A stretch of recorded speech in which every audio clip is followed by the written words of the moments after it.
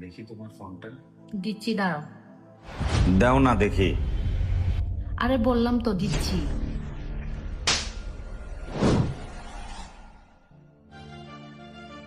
বললাম তো ফোন দিচ্ছি, এত জোরাজোরি করার কি দরকার? আমাকে তোমার কি মনে হয়? এত সন্দেহ করার কি দরকার?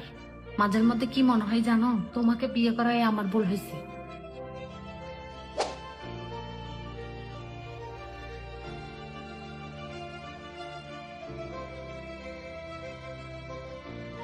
কি হইলো?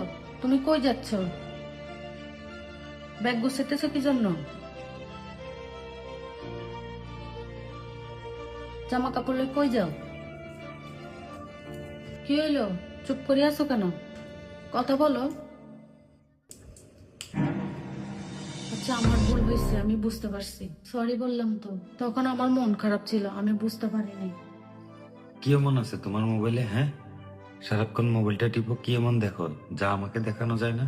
আচ্ছা হ্যাঁ, মানছি তোমার মন খারাপ ছিল, কিন্তু একটা মানুষের কি সারাদিন মন খারাপ থাকে? এভাবে কি একটা সংসার হয় বলো? সারাদিন পরে কাজ করি, বাসায় আসি, আর তুমি কি আমাকে এক গ্লাস পানি তুলি দাও, এক গ্লাস পানি আনি দাও, গামছাটা আগাই দাও? সারাক্ষণ দেখি তুমি ফোন নিয়ে পড়ে আছো, ভাত খাওয়ার সময়ও তোমার ফোন লাগে। কেন, আমাকে কি একটু সময় দেওয়া যায় না? আমার সাথে কি একটু গল্প করা যায় না? আমরা দুজন দুজনকে ভালোবেসে বিয়ে করছি, আমাদের পরিবার রাজি ছিল না, কিন্তু আমরা নিজেরা তো কথা দিছিলাম যে আমরা দুজন সবসময় একজন একজনকে অনেক ভালোবাসবো, সবসময় একজন আরেকজনের পাশে থাকবো। এটা আমরা কথা দিইনি? কিন্তু কি লাভ হয়েছে আমরা ভালোবাসে বিয়ে করি? তোমার আর আমার মাঝে কি কোনো ভালোবাসা আছে? কি হলো বলো, তোমার আর আমার মাঝে কি ভালোবাসা আছে? কই, আমি তো দেখতে পাই না। আর বাকি রইল সম্মান।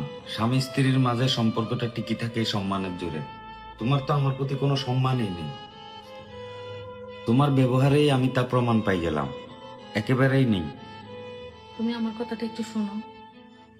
আমার আর কিছু শোনার বাকি নাই জেসি, আমি চলে যাচ্ছি। কোথায় যাব জানি না, তবে এতটুকু জানি তোমার সাথে আর আমার থাকা হবে না। তুমি ভুল বুঝছো আমাকে। হ্যাঁ মানছি, আমার ভুল হয়েছে, তার জন্য তো আমি তোমাকে সরি বললাম। তোমার কি মনে হয় সরি বললে সবকিছু ঠিক হয়ে যায়? না, হয় না। সরি বললে কিছুই ঠিক হয় না। তুমি এবারের মতো আমাকে ক্ষমা করে দাও, এমন ভুল আমার আর হবে না। সরি। সরি বলে কোনো লাভ নেই, আগে নিজেকে শুধরাও, তারপরে আমাকে বলতে এসো।